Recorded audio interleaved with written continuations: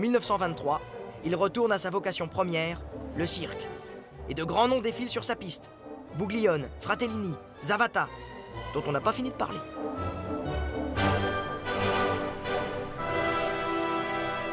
Haussmann, lui, poursuit son œuvre obstinément, avec une passion pour la ligne droite. Les travaux du baron Haussmann s'étendent sur 17 ans, presque toute la durée du Second Empire.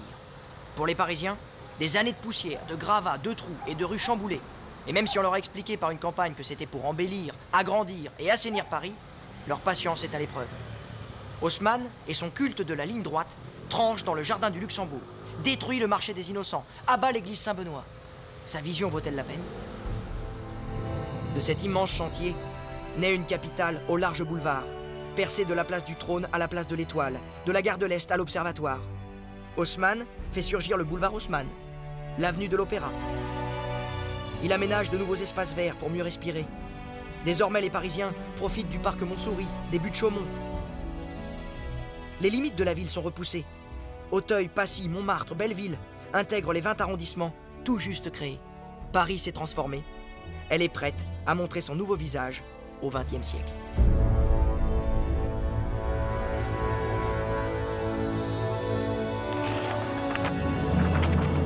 Le XXe siècle se réjouit de son aspect.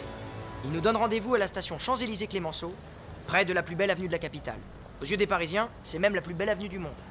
Près de 2 km pour relier la place Charles de Gaulle à la Concorde et nous livrer une magnifique perspective, avec ses contre-allées bordées d'arbres précédant des carrés de jardin. Lieu de promenade, lieu indémodable, les Champs-Élysées sont marqués par les événements historiques. Et par les guerres. D'ailleurs, c'est le nom de Clémenceau, illustre figure de la Première Guerre mondiale, qui est associé à nos Champs-Élysées.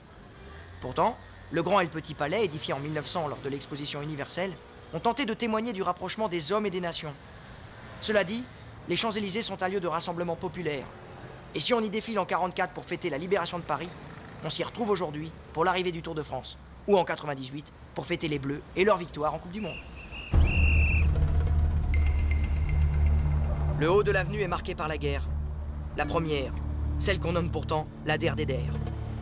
En 1920, le pays veut honorer ses poilus, qui se sont battus comme des enragés.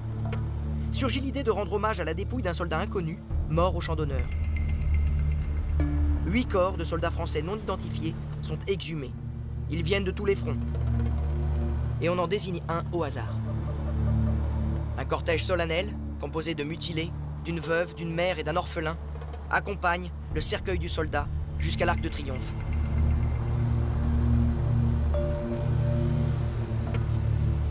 Le soldat inconnu repose à jamais sous l'arc.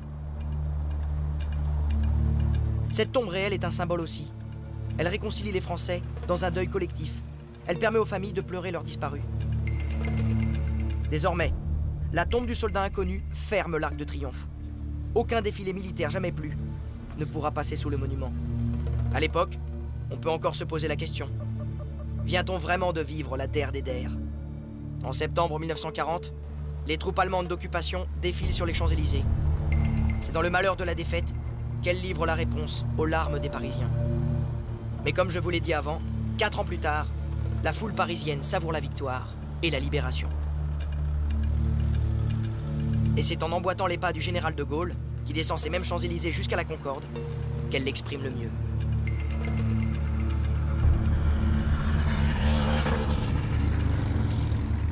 Comme Sacha Guitry dans un film célèbre, je vous propose de remonter les Champs-Élysées.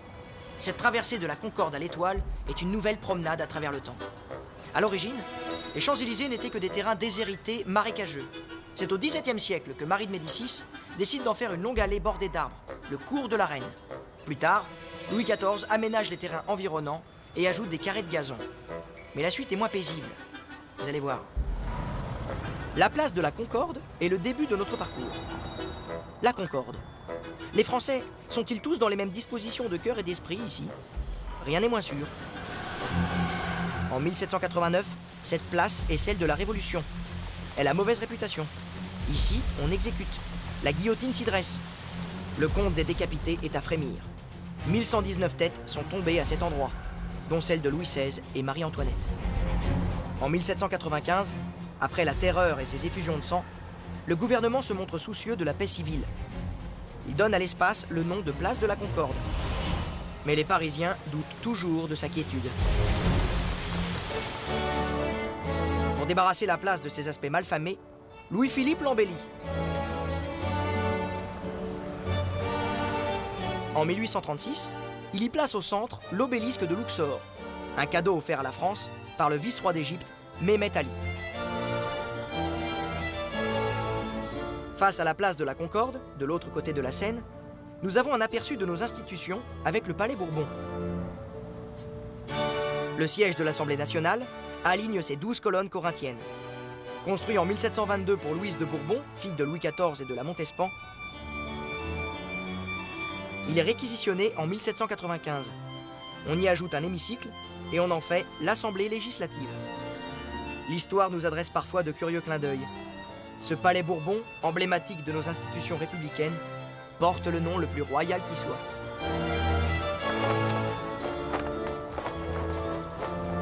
En montant plus haut sur les champs, le promeneur se trouve pris dans un balai étourdissant d'enseignes de grandes marques. Au milieu des luxueux immeubles du plus chic quartier de Paris, les blasons du luxe ont remplacé les anciens blasons féodaux. Et les Parisiens viennent y rêver, aux côtés des touristes qui ne se lassent pas de parcourir l'avenue. Les puissants d'aujourd'hui ne sont peut-être plus au Palais Bourbon, mais dans cet alignement de boutiques. Qui sont-ils? Ce sont les grands financiers, les groupes de l'industrie du luxe, les grands constructeurs automobiles, tous ceux qui détiennent les cordons de la bourse. Ils sont tous là. Lancel, Lacoste, Hugo Boss, Omega, Cartier, Guerlain, Vuitton, Peugeot, Renault. Ils brillent au firmament des Champs-Élysées. S'y trouver est une marque de prestige, une confirmation de réussite. Et tant pis si les emplacements font partie des plus chers du monde. Quand on aime, on ne compte pas. Quelques adresses sont à retenir en remontant les Champs-Élysées. Dès le rond-point franchi, au numéro 25, voici l'ancien hôtel de la marquise de Païva, aventurière russe de haut vol. Vous avez devant vous l'un des rares vestiges des Champs-Élysées sous le Second Empire.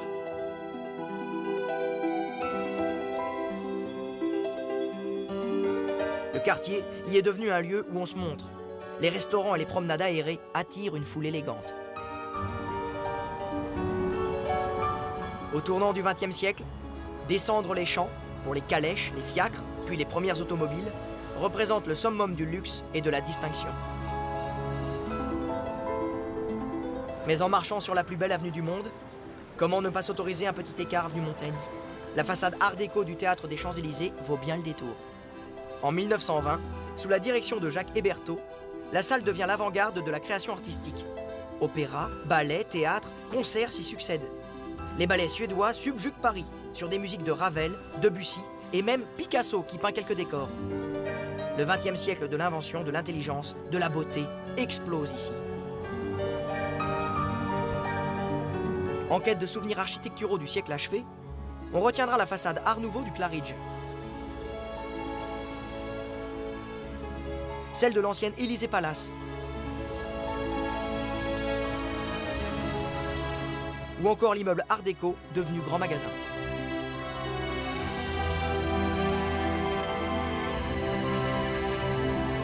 Au XXe siècle, Paris a continué d'évoluer et de se transformer.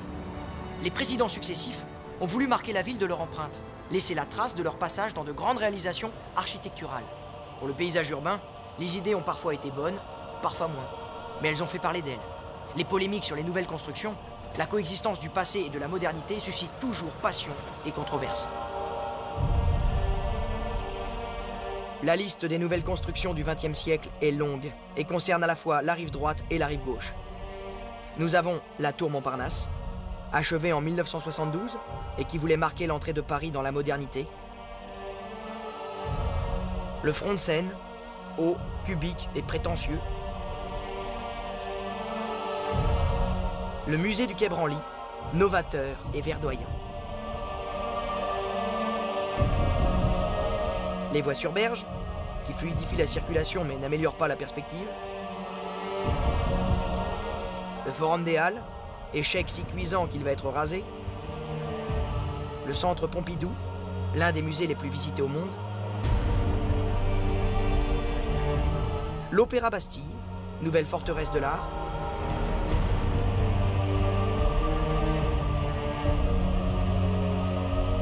La bibliothèque François Mitterrand, constituée de 4 immenses livres ouverts, voilà ce que nos descendants admireront de notre époque si ces traces parviennent à résister à l'érosion du temps. Si Paris est une capitale des arts et des lettres, elle est aussi un centre d'affaires.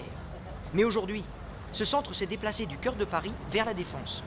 Dès 1958, le général de Gaulle décide la construction de ce quartier excentré. Il en fera un pôle économique et financier majeur. Nous sommes dans la France des 30 Glorieuses, et la construction dans le prolongement de l'axe historique paraît judicieuse. Du Louvre aux Champs-Élysées, de l'Arc de Triomphe en passant par Neuilly, on arrive à la Défense. Le quartier doit son nom à une statue, la Défense de Paris, qu'on peut voir sur place, toujours solide et vaillante. Mais il convient de célébrer ce nouveau quartier d'affaires. Il compte la plus grande concentration de buildings et de bureaux de France. 3 millions de mètres carrés, excuse du peu. Alors, on érige en 1989 la Grande Arche de la Défense. Cette prouesse architecturale qui culmine à 110 mètres de haut et pèse 300 000 tonnes est due à François Mitterrand. Il veut un monument qui servira de carrefour de la communication. C'est un architecte danois qui remporte le projet. On loue la beauté de son concept, sa simplicité et la poésie qui s'en dégage. Mais ne vous fiez pas aux apparences. Un cube évidé, ça paraît simple, mais en fait, ça ne l'est pas. Entre l'étude des vents, la composition du béton, la pose des plaques de marbre et le montage des ascenseurs extérieurs, vous avez une idée du type de problèmes qui se sont posés à ces bâtisseurs.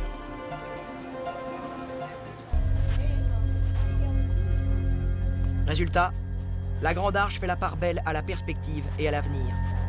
Mais elle est aussi un trait d'union avec le passé. Vous ne trouvez pas qu'elle a un faux air de l'Arc de Triomphe ?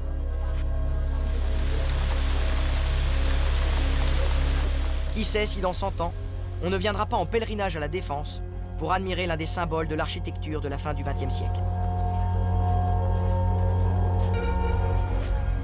Peut-être même se recueillera-t-on ici, devant l'Arc de Triomphe des affaires et de la finance. Notre 21e siècle sera pour Paris celui d'une expansion vertigineuse. C'est le siècle du Grand Paris, le triomphe d'une agglomération tentaculaire qui franchit le périphérique pour avaler une partie de sa banlieue. En se développant vers la banlieue ouest, Paris fait de ce quartier d'affaires aux tours agressives une partie de lui-même. La ville continue naturellement de se prolonger vers l'ouest pour englober Nanterre, juste derrière la Défense. Peu à peu, la ville remonte à sa source. On s'en souvient, la Lutèce gauloise se situe au bord de la Seine, à l'emplacement de l'actuelle Nanterre. Notre siècle verra ainsi Paris retrouver Lutèce et la boucle du fleuve dans laquelle elle est née, il y a plus de 2000 ans.